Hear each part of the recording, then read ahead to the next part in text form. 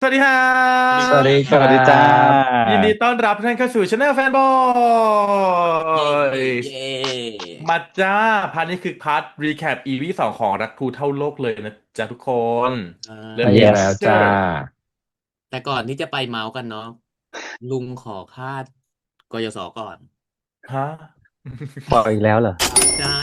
เพราะว่าหลับแล้วตื่นใหม่ลืมเอแล้วเมื่อกี้อลืมไปแล้วว่าให้มาหรือเปล่าไม่รู้เออใช่ ไม่ใช่แล้วนะแฟนชอบบอกว่าพวกพี่ไปรักษา OCD ไหมคะย้ำคิดย้ำทำ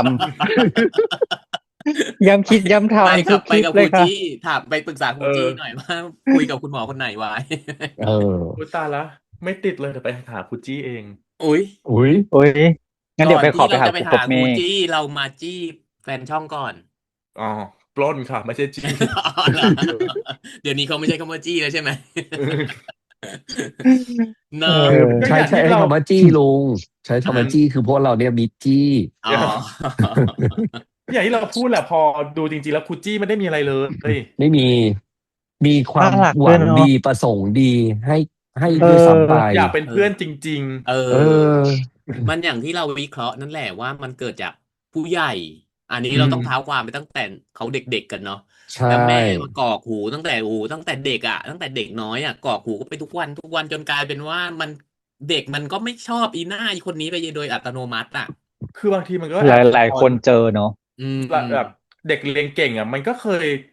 ตอนอยู่มัธยมหรือตอนอยู่ประถมอย่างเงี้ยเราอาจจะเคยมีแบบเหตุการณ์ที่เราเพื่อนทั้งห้องไม่ชอบเด็กคนนี้อืมเพราะว่าครูเพราะมึงเก่ชมแต่งเกินเพื่อนคนนี้ชมเออชมให้ฟังทุกวันเออทำไมแล้วไม่เธอไม่เอาอย่างนายกล่ะ อืมเอออืมน่าเขาเรียนเก่งทุกวิชาเลยเออนะอะไรเนี่ยเงี้ย เห็นไหมอืมล่ะเธอหัเพราะเธอดทำตัวเรียบร้อยแบนั่นบนี้มั่งเออเอออะไรอย่างนี้อะไรเงี้ยมันเขาเรียกอะไรมันสร้างบาดแผลไปเรื่อยๆเนาะให้เด็กไปเรื่อยๆอ่ะมันแล้ว ค่อยๆกรีดค่อยๆกรีดค่อยๆกรีดลงไปเรื่อยๆอ่ะแล้วเด็กที่ถูกยกขึ้นมาบางทีเขาอาจจะไม่ได้ชอบให้ถูกยถูกขึ้นกมาแล้วเพราะเอเพื่อนไม่เอาอเขาอ่ะถูถูก อืกมอืมแต่ฉันชอบจังหวะมากเลยที่แบบกูไม่ชอบมึง ไม่เป็นไรไม่เป็นไรกูไม่ชอบมึง ไม่แล้วเหวอคือแบบเหวออะเห็นแล้วเออเหวอจริงอะเออแต่นั้นพี่เคก็แสดงออกว่ารีแอคแบบไม่เอาเอาคือหรือว่าทันทีทันใดจริงๆแล้วแบบอ่ะ ด้วยไดอะล็อกอาจจะมีหลายคัดแล้วอันนี้คือคัดแรกเลยก็ได้แล้วแบบว่าไม่เอาให้รู้ไดอะล็อกอะแล้วเหวอแล้วเหวอจเออริงๆอะคือทันทีทันใดจริงๆเปลี่ยนสีชักสีหน้าแบบตอนเออแรกบอกแบบไม่เป็นไร ฮะ ไม่เป็นไรปุ๊บหุบเลยอ่ะดีเดีอออืมน่ารักก็คือจริงๆอ่ะตั้งแต่ส่วนตัวตั้งแต่ดูอีพีที่แล้วว่าเราแอบรู้สึกแล้วว่าคูจี้มันดูแปลกๆอ่ะ มันแปลกเกินอ่ะคือตอนแรกอ่ะเราคิดว่าครูจี้สมาธิสั้นเว้ยเอาจริงๆคืออืตอนที่มมองแบบจากอีพีแรอ่กที่ว่าเป็นแบบสมาธิาสั้นในผู้ใหญ่อ่ะคืออืมอืมผู้ใหญ่พอโตขึ้นเขาจะคุมได้มากขึ้นเนาะไม่ขนาดเด็กแต่แบบอืมใช่ว่าคนเนี้ยแปลกๆอ๋อดีเขาเป็น OCD อซีดีอะไรอย่างงี้เนาะๆอืมแต่คือโอทีดีแบบไหนว่าตีลังกาม้วนหลังอย่างเงี้ยไม่อัเข้าใจนนั้นคือร่าง OCD เออไม่อันนั้นคือ OCD หลุดไปชั่วคราวเอออ๋อเออเหมือนเมื่อกี้ไงขอให้เอหอมแก้อ มคืนเพราะว่าเป็นอะไรรีเควสจาก OCD กู OCD อันนั้นนะอ้าวชีนับจริงๆนะเว้ยโอเออทีดีอ่ะ เออ ใช่ หอมคืนหไม่เท่ากทีกันอืมคือมันต้องแบบยังไงนะที่ฉันเข้าใจOCD คือย้ำคิดย้ำทำแค่แบบว่าอุ๊ยเมื่อกี้ฉันปิดประตูหรือยังนะกลับไปปิดอีกทีหนึ่งแล้วก็ออกมาถอยเข้าไปอีกทีละกันอะไรอย่างเงี้ยมันมีเช็คอีกทีมันมีได้หลายแบบ OCD มันคือ Obsessive Compulsive Disorder มี Obsessive ก็คือมีย้ำคิด อืม Compulsive คือย้ำทอืมอืมำแล้วอะไรอีกที่นับจุ๊บนี่ก็ถือว่าใช่เหรอคือก็คือย้ำเนี่ยเขาหอมกันหนึ่งเขาหอมกัน2 ครั้งแล้วนะ3 ครั้งแล้วนะนึกออกปะอ๋อเลยนับมาอืม เหมือนกับว่าคนเหมือนกับ OCD บางทีที่แบบว่าเราหมดหลังคาบ้านน้ำรั่วอย่างเงี้ยอืมคนทั่วไปอาจจะรำคาญนะหยดทั้งวันเลยแต่คน OCD คือวันเนี้ยน้ำหยดมาเลยต้องแบบ300 หยด300เนาะสามนึกออกปะร้อยครั้งอย่างเออนี้เนาะโอ้จะมีโหอะไรอย่างเงี้ยขึ้นมาอืม โอ้ ประมาณนั้นก็คือคือ OCD อ่ะเขารู้นะว่ามันมากเกินไปอืแต่มเขาควบคุมไม่ได้อืนึกออกปะมันอดไม่ได้ใช่ไหมมันอดมันแบบไม่ได้ที่จะคิดอดไม่ได้ที่จะเพทำอะไรเงี้ย ราะคือพอเห็นน้ำหยดปุ๊บคือตัดใจที่จะไม่นับไม่ได้อะไรอย่างนี้เออประมาณนั้นตัดใช่ไหมตัดใจที่จะไม่ไปโฟกัสมันไม่ได้เออไม่โฟกัสเรื่องน้ำหยดไม่ได้อืม หรือรู้สึกว่าแบบมือสกปรกตลอดเวลาคือรู้ว่าก็เพิ่งล้างไปเมื่อกี้แต่มันหยุดคิดไม่ได้ว่ามันสกปรกอีกแล้วก็ไปล้างมันแบบอย่างเงี้ยประมาณมือเหนั้นนียวอีกแล้วอะไรอย่างงี้เหมือนอืมจุกไงก็คืออุ้ยคิดถึงผู้ชายตลอดเวลาเหมือนไหมป้าอันนี้ไม่ใช่ อัน OCD นั้นค่ะย้ำคิดอ๋ออันนั้นย้ำคิดอ๋อ อ่า แต่ พยายามทำด้วยเหรอ ก็คือเดี๋ยวก็เป็นผู้ชายคนนั้นเดี๋ยวก็ผู้ชายคนนี้เดี๋ยวก็ผู้ชายคนอันนี้ไม่นี้อย่างมันต้องซ้ำถูกไหมป้าเพราะฉะนั้นมันต้องเป็นคนเดียวฮะป้าพอแต่ฉันบอกเลยนะสำหรับเรื่องนี้นะฉันขอซ้ำๆคือฉันอยากจะไปขออัดเสียงครูพบเมฆในการพูดคำหยาบซ้ำๆเหรอ แล้วฉันจะไปฟังซ้ำๆซ้ำๆซ้ำๆฉันชอย่างเช่นอบมากคำว่าแม่งเงี้ยเหรอแม่ แม่แม่ โอ้โหแม่ แอบอย่างเช่นตอนที่ไปตะโกย้ำเน้นนด่าอยู่เสียงนะริมอ๋อใช่ตอนริมตะโกนหน้าต่างริมอะไรวะริมระเบียงระเบียงชอบทำไมแบบเป็นคนที่พูดแล้วน่าฟังจังเลยอะไรอย่างเงี้ยไม่ไม่หรอกรู้คนอื่นคิดเหมือนกันเอาหรือเปล่าเอาอย่างนี้เรามองเขาเรียกอะไรนะที่เราเห็นน่ะมันคือการด่าจากการแสดงไงอืม แต่ถ้าเป็นการด่าด้วยการโมโหจริงๆมันก็ไม่อาจจะน่าฟังก็ได้จู เออ ยังไงคำด่ามันก็ไม่น่าฟังหรอกแต่บทขออะไรอย่างเงี้ยขอตั้งทฤษฎีหนึ่งเอาไว้ว่าว่าอยากตั้งทฤษฎีวินนี่เดอะพูลเอาไว้ในเรื่องนี้อุ๊ยคือตัวละครฉันหลักสี่ตกใจตัวฉันว่ามีอาการพอหมดเลยจุกพอจะรู้ว่าเธอจะพูดว่าอะไร โอเคอ๋อเหรอยังไงนะป้ายังไงคือนะแอบสัมาสิงเกตว่าตัวละครหลักสี่ตัวน่าจะมีอาการหมดทั้งสี่คนอ๋ออืมอ๋อก็คือจี้เป็น OCD อืม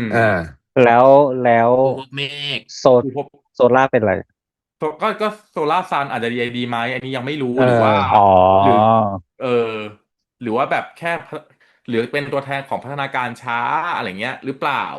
ไม่รู้แล้วส่วนแล้วก็ อาการครูพบเมฆเป็นยังไงป้าที่ไม่กล้าสู้เขาเรียกอะไรกูขอพบเมฆอะดูความช่วยเหลือดีเพรสเออ่าอ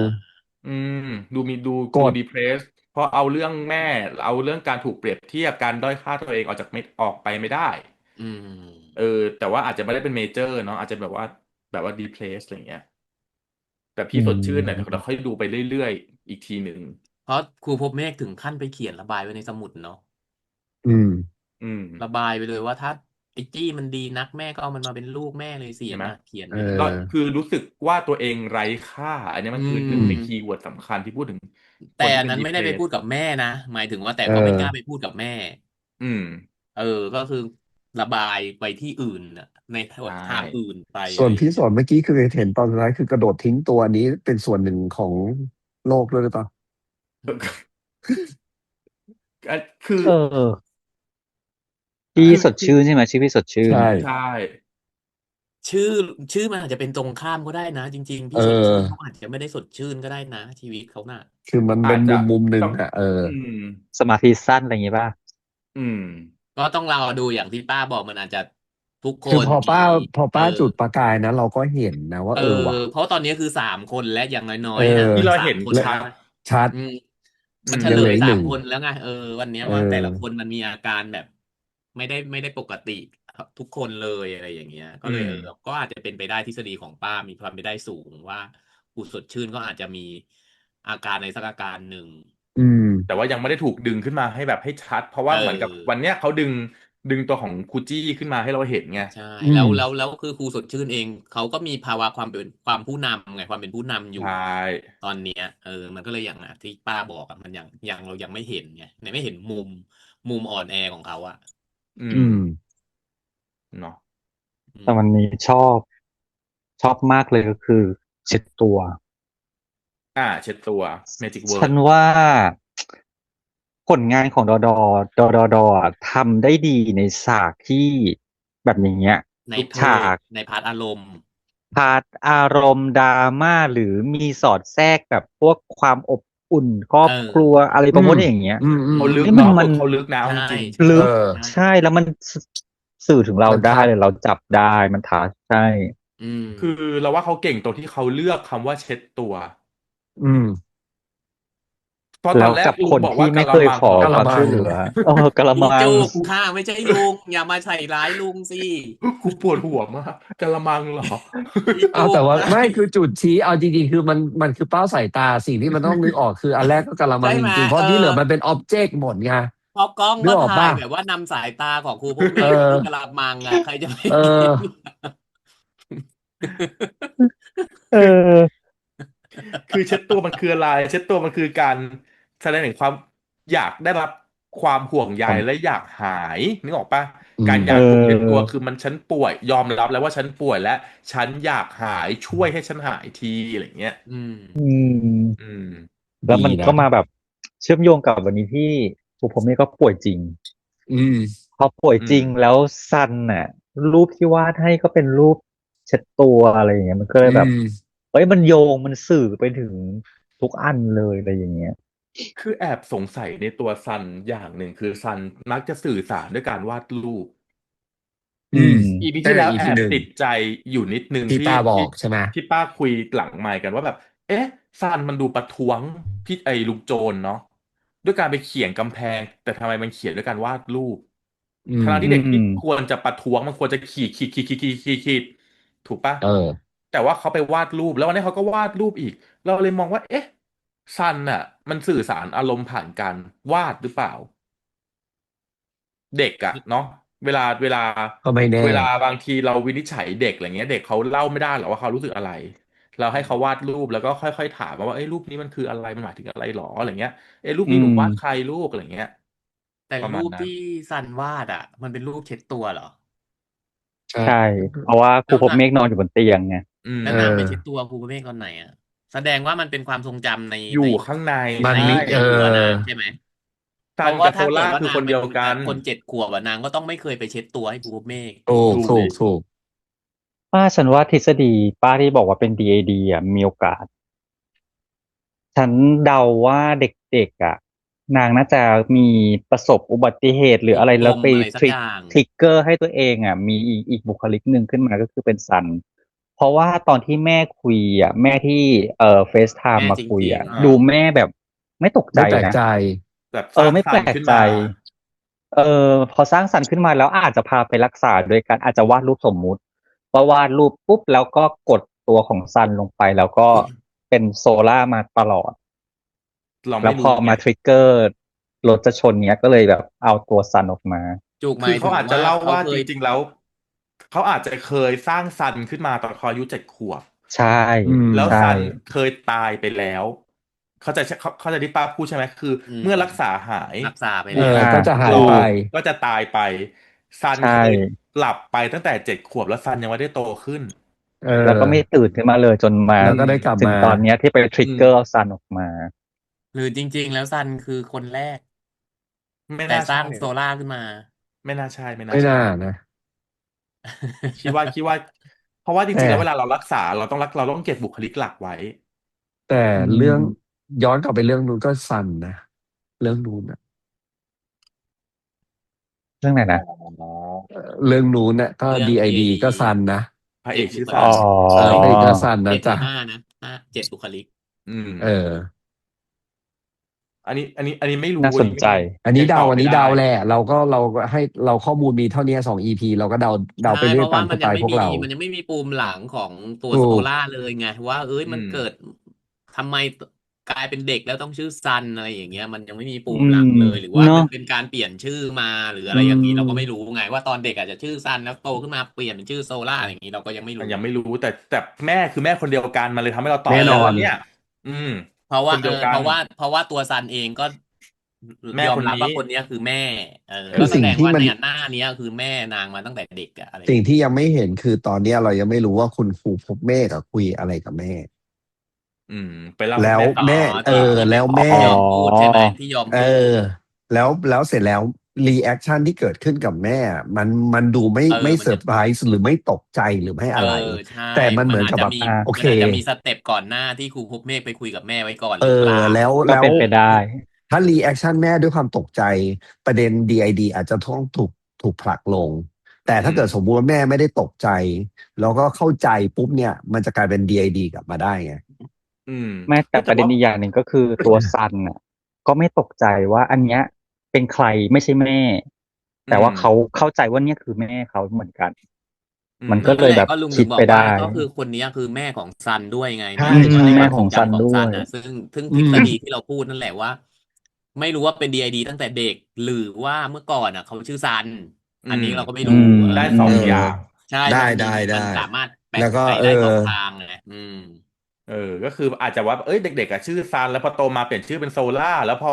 รถชนปุ๊บมันก็มีบางช่วงจังหวะที่กลับไปเป็นซันเป็นซันแวบเขาก็เลยแบบจำว่าตัวเองเป็นซันไงอืมเพราะโซล่าอย่างเพราะว่าอาจจะเปลี่ยนตอนโตก็มีความทรงแล้วอะไรจำของอย่างเงี้ยโซล่าเอออืม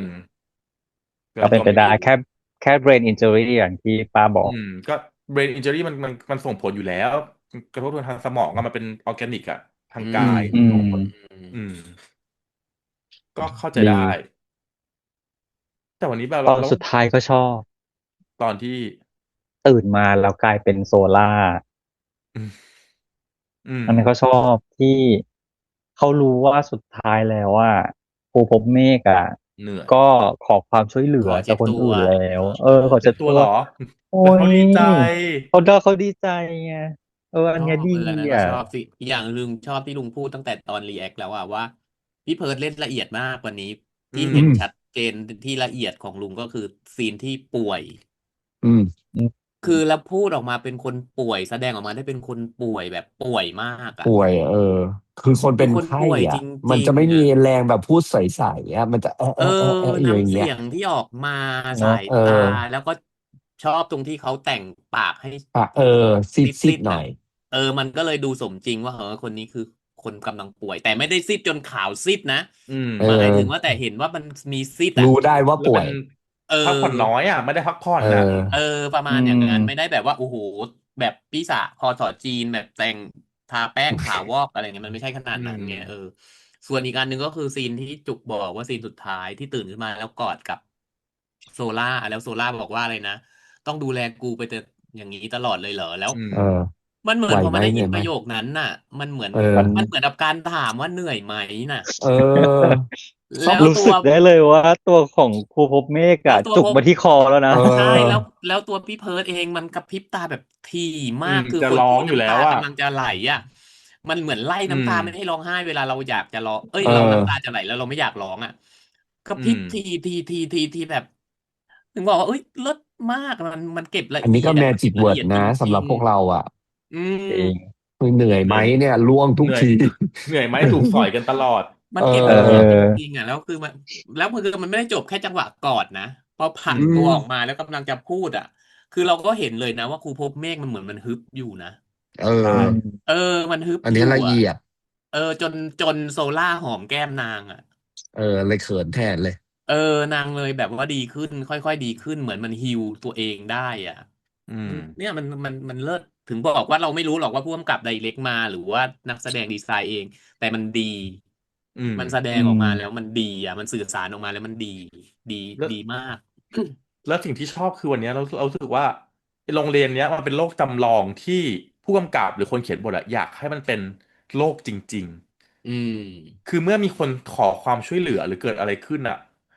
ทุกคนพร้อมที่จะเข้าใจทันทีอะอืมโดยที่ไม่ อืม question ว่าทำไมเอออะเออไม่จริงได้มองว่าไม่ได้มองว่าปัญหาเป็นเรื่องแปลกหรือไม่ได้มองว่าปัญหาเป็นแค่ของเขา เออเออแต่มันเป็นของส่วนรวมที่ต้องช่วยกันทุกคมันคือนอ่ะที่ต้องมันคือช่วยเหลือกันเอซัพพอร์ตซิสอเต็มที่ใหญ่มากเลยเนาะอืมอืมแบบอืมโหโคตรน่ามันเป็น รักเลยอ่ะ positive support อ่ะคือถ้าอืมไม่งั้นมามันต้องเจอทำไมฉันต้องช่วยแล้วมันมันเป็นองค์เป็นบ้าอะไรอะไรประเอาจมาณอย่างนั้นน่ะริงๆมันเป็นองค์กรที่หลายๆคนอยากให้องค์กรที่ตัวเองอยู่มันเป็นแบบนี้เออคอยซัพพอร์ตจริงกันจริงจริงดีแบบแล้วซัพพอร์ตทันทีเดี๋ยวนั้นไม่รอเอไม่ซุบซิอบไม่อะไรเลยเออน่ารักน่ารักมาใช่กชอบแล้วอธิบายง่ายเนาะครูจี้ก็อธิบายเด็กได้ง่ายว่าเอ้ยตอนนี้อะไรนะร่างสะอะไรนะเอร่างอร่างโซล่าไอ้ร่างซันมาลอ๋องที่อธิบายเด็กใช่ไหมเอวันนี้เหมือนอเหมือนคาแรคพูดอะไรสักเตอร์อย่างว่าเอเอกอคาแรวันนี้คเตอร์ซันจะเป็นคาแรคเตอร์ซันนะอืในบางวันมอะไรแบบเนี้ยแล้ว ที่เรา interpretation สวมมันง่ายไงเหมือนเราสวมคาแรคเตอร์สัตว์เวลาเราแสดงอะเไรเงี้ยอออืม แล้วมันจะได้แฮนเดิลได้เนาะคนรอบตัอืวมว่าพอวันนี้พอคนรอบตัวซันนะเรารู้แล้วว่าจะเราต้องเป็นอย่างเงี้ยเราต้องมีอินเตอร์แอคกับเขายังไงนะวันนี้เขาเป็นซันอืมอะไรอย่างอืมแล้วก็ดีอีกอย่างหนึ่งที่ต้องชมเลยก็คือซานต้าวันอืมนี้ซานต้าเล่นขาด มากตอนระหว่างน่ารักมาซันและโซกล่าอือืมมโอ้ตอนเป็นซันคือมาหมดเด็กอายุ7 ขวบเป็นยังไงมาแบบนั้นอาการกลัวอาการไม่แน่ใจอาการอืมที่ตอนที่จะต้องมาสอนเด็กที่ตัวเองแบบเฮ้ยต้องทำยังไงดีแต่ว่าก็อืมต้องเฮ้ยถ้าเป็นเก่งอะให้อีลุงโจรอืมเห็นด้วยอะไรอย่างเงี้ยเฮ้ยซันต้าเล่นดีมากนะใช่ดีดีถึงบอกเราบอกว่าถึงบอกว่านักแสดงเล่นดีหมดเลยเออทุกคนเล่นดีเลยมากนักแสดงอ่ะทีเนี้ยพอไหนๆก็พูดถึงแซนต้าเล่นแล้วก็พูดถึงบทตรงนี้แล้วเห็นไหมว่าตอนในรูปถ่ายในรูปวาดเขาเขียนว่าพอเขาดื้ออืมลุงเลยป่วย อืมอืมอืมอันเนี้ยมันคือพัฒนาการของเด็กวัยนี้จริงๆนะช่วงที่แบบช่วงแบบพรีสคูลจนถึงสคูลเอจวัยต้นน่ะมันจะมีคำหนึ่งเรียกว่าอีโกเซนทริกทุกอย่างเกิดขึ้นเพราะฉันอืมพอฉันดื้อแม่เลยป่วยซึ่งจริงๆแม่อาจจะตากฝนมาก็ได้แต่ทุกอย่างบอืมนโลกนี้เกิดขึ้นเพราะฉันอีโก้คืออืมตัวเราอะเซนทริกเออคือฉันคือศูนย์กลางของเออโลกใบเนี้ยศูนย์กลางนึกออกปะอันเนี้ยมันคือลักษณะความคิดของเด็กวัยนี้จริงๆนะอืก็ถือว่ามทำการบ้านดีละเอียดยิบอืมเนี่ยแหละเห็นปะล่ะเราถึงบอกว่านางเอาความทรงจำของสองช่วงวัยมาผสมกันใช่เพราะว่าวันเนี้ยครูพบเมฆยังไม่ได้ป่วยไม่ได้อะไรเลยอ่ะอืมไม่ได้ป่วยให้นางเห็นจนนอนแบบว่านอนโดนเช็ดตัวแต่อืม นางดันวาดรูปที่เช็ดตัวครูพบเมฆหรือครูพบเมฆนอนป่วยอยู่แล้วเขียนว่าป่วยเพราะนางดื้อ ถ้างั้นฉันถามหน่อยแก๊งสาววายใช้อีโกเซนทริกไหม หนูคะหนูคือหนูแก่แดดค่ะลูกเดี๋ยวหนูจะต้องโดนเขกกะโหลอักนนั้นโอเคก่อนอันนั้นหนูเสพสื่อเยอะไป หนูอ่านจอยลดาเยอะไปลูกคืออยากให้แม่ผู้ปกครองควรสยึดมืออดส่อง ถือหน่อย อันนี้ควรจะต้องเข้าสู่การเขาเรียกว่าการอบรมอย่างรุนแรง ตอนแรกแสดงเราก็รู้ว่าว่าเป็นเด็กขอความช่วยเหลือคือแบบไม่พอจังโบทเรียกหวะนั้นอ่ะมาคือเรียกทีมกูงงมาพอดีว่ากค่ะอ๋อเรียกลูกคู่มา เรียกลูกขมูล แล้วก็บอกว่าอ้าวเด็กเป็นไรขอความช่วยเหลือครูเพบเมฆ ออมันจะอยู่อย่างนี้เปล่าค่ะบาร์ดี้คามอย่างเงี้ยเหรอเออแต่งว่างแล้วกรีดดังมากแล้วเออชิปใครอชิปครูจี้กับครูพบเมฆเออเด็กอีกคนหนูหนึ่งที่ชิปผิฉันชอบดคู่ค่ะเด็กยายเด็กคนที่ติดแกรมอ่ะ หนูขอเปลี่ยอ๋อนชื่อเป็นแอนนาได้ไหมคะแบบโอ้ลอยหน้าลอเออยตาแบบโอ้โหแต่แอนนาไม่ใช่คนอธิบายเรื่องเน็กกับโทรสใช่ไหมใช่ไม่ใช่ไม่ใช่คนละคนอีกคนที่บอกว่าหนูขอเปลี่ยนชื่อเป็นแอนนาได้ไหมคะเออ แล้วทำหน้าอย่างเงี้ยทเอำอนั่งอยู่อย่างนี้ด้วยนะแบบตอนเล่นกับเพื่อนก็ต้องอืมกางร่มลุงถึงเรียกว่าเด็กติดแกรมอะกางคำถาร่มด้วยนะมว่าอยู่ในห้องแต่กางร่ม ถ้าโดนถามว่าเน็กกับโทรต่างกันยังไงเนี่ยตอบได้ไหมคะไม่ได้เด็กค่ะเก่งมาก เก่งมา เด็กกเก่งมากตอนเด็กเด็กๆไม่เคยเรียนคำว่าโทรไม่สมีทาเพิ่งมาเรียนงอายุเท่าคำว่านั้นน่ะโทรสตอนมัธยม ฉันเพิ่งท่อง A B C เอง อายุเท่าไม่นั้นคือน่ะเท่าในเรื่องอ่ะตอนนั้นเหรอตอนนั้นได้เลยวะถ้าตอน7 ขวบได้แล้ววะได้แค่เน็กค่ะ ได้เน็กโทรสไม่รู้จักหรอกเด็กๆอ่ะเฮดใช่เน็กโชเอเดอร์อ อาร์มฉันท่อง A B A ถึง Z ได้ก็บุญแล้วนะอายุเท่านั้นตอนสมัยฉันอ่ะ เออแล้วก็อีกอย่างหนึ่งที่เราที่ป้ากำลังคิดว่าตัวซันน่ะมันคือไม่ใช่เด็กแอบงงนิดนึงนะเพราะว่าตอนที่ซันเจอเพื่อนใหม่อ่ะเออทำท่าเจนซีทำท่าเออทำท่าอัลฟาเจนอัลฟาสิเจนอัลฟาเจนอัลฟาอืมแต่ว่าพอเป็นคุณครูซันน่ะที่จะมาสอนแข่งกับลุงโจนน่ะอืมนางใช้คำหรือใช้วิธีการเหมือนครูยุคเก่าอ่ะใยคนใช่นั้นเออเอออ๋อใยหน้าจดจดชื่อใส่ชื่อนี่อะไรเอออย่างเงี้ยตกเอ๊ะตมันกลรีเวิร์สงยังไง ไปมาเอออืมหรือถ้ามันเป็นทฤษฎีที่ว่าเอาความทรงจำสองวัยมาผสมกันก็ได้ป้าเพราะว่าครูพบเมฆตอนที่เป็นครูอ่ะนางก็อาจจะรู้ว่าเนเจอร์ของเด็กเจนเนี้ย ครูโซล่าครูโซล่าอืมว่าเนี่ยตอนที่สอนนะเอ้ยเด็กในห้องอ่ะมันชอบทำท่ากันอย่างนี้อ่าอะไรอย่างนี้หรือเปล่าอะไรมีความอย่างเงี้ยทรงจำของครูโซล่าเออฝังอยู่ด้วยมันก็ยังอยู่ในรอยหยัอืมกของนางไงนางก็เลยอืมเอาขึ้นมาได้ในจังหวะที่นางควรจะเอาขึ้นมาต้องใช้ก็เหมือนรูปวาดนั่นแหละอะไรอืมอย่างเงี้ย เพราะแต่ว่าว่าเออ พอพอเทียบกับที่เราเคยดูมาแล้วที่ฉันจำมาที่ป้าเคยบอกอะถ้าเป็น DID จริงต้องไม่มีความทรงจำของกันและกันปะจะไม่รู้ว่าใครจะไม่รู้ว่าอีกฝั่งหนึ่งคือความเขาเรียกอะไรอ่ะเบื้องลึกความทรงจำลึกๆอ่ะมันรู้ความทรงจำร่วมบางอย่างมันจะรู้แต่ว่ามันจะไม่รู้ว่าอีกคนไปทำอะไรเอาไว้ในช่วงอ๋อที่สลับคลิปอืมเพราะฉะนั้นครูโซล่าตอนตื่นมาก็เลยจำไม่ได้ว่าเมื่อวานทำอะไรไปบ้างทำอะไรใช่ไงเพราะมันหายครูโซล่าไปเลยไงไม่รู้ว่าซันทำอะไรแล้วซันก็ไม่รู้ว่าครูโซล่าคือใคร